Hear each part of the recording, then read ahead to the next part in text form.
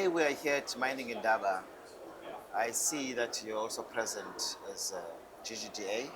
Please take us through what is your objective of joining this Mining Indaba? We are here to tell the Gauteng mining story. Of course, we are a region that is historically associated with a lot of extractive mining, particularly in the gold sector.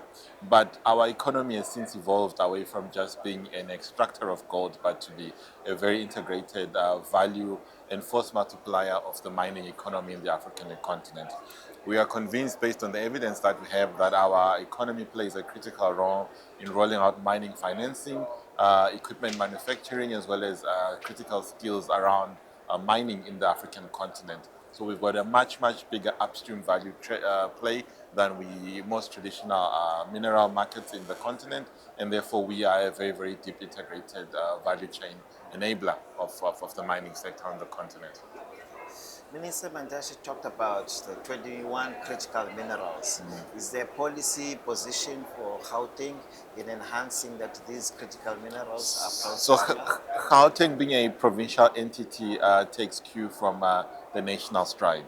So yes, the DMR produced a critical minerals white paper early last year in 2025 that basically sets the path of what they believe is the trajectory that the SADC region itself should take around critical minerals, beneficiation, and green technologies around that.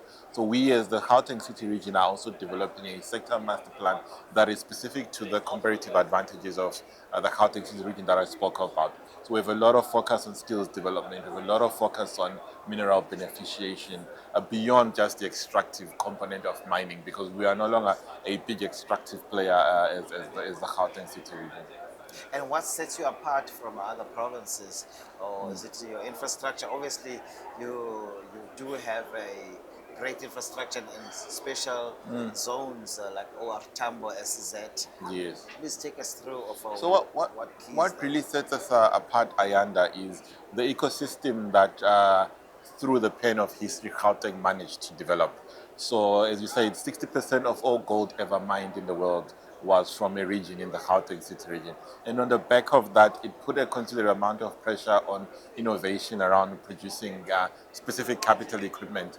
Our financial markets in Gauteng, which are one of the deepest in the world, were built on the back of raising capital to finance those mining endeavors. So that specific history sets us apart to be a very deep upstream mining sector player. So therefore, because of that, we've got quite a high concentration of engineering expertise as Gauteng.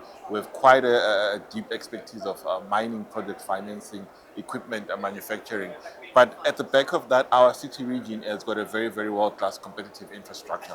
Beyond just banking, beyond just the skills that we create, we have located ourselves as a hub for many other sectors beyond just mining. The services sector, we are one of the largest concentrations of services.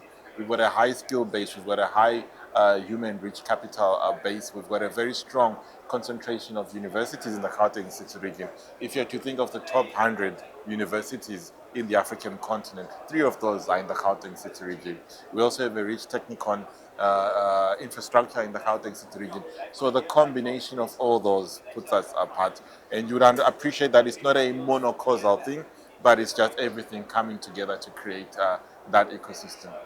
And for BRICS investors that are here, what would you say that are there soft incentives for joining your special zones, or what would you say to those BRICS investors to come to So, Gauteng as a place of choice? So in our special economic zones, an investor from BRICS or any other region in the world gets to benefit from a series of incentives.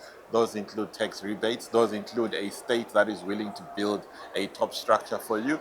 Those also include a very important incentive that no one talks about, which is ecosystem clustering.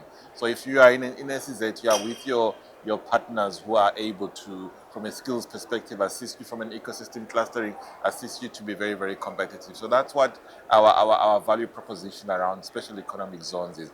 For example, the special economic zone at OR Tambo's airport allows you to do the work that you need to do as an enterprise, put it on the 15th largest airport in the 50th largest airport in the world, and access any global market you need to access. It also allows you to be able to extract a commodity from anywhere within the SADC region, land it in the airport, and beneficiate process it or value add that commodity. But at the same time, from an ecosystem clustering, allows you to be able to access world-class financial systems as well as a world-class ecosystem of skills. Do you have any sort of advisory services, especially for internationals that wants to come and settle in Gauteng? So we as an agency do not run an international advisory capacity, but our province has got one of the largest concentration of legal mining and advisory services. So this is part of the infrastructure, the ecosystem clustering prospect that I talk about around the Gauteng City region. You've got the largest law firms, the largest advisory firms that are very deep and have got expertise around mining based on our history and based on the work that has happened in Gauteng, as well as the benefits of being in our ecosystem. So our province has got headquarters of all those players. Yeah. Muzi, thank you for joining us on BRICS Africa And Channel. thank you to you and your listeners. Thank you so much. Thank you.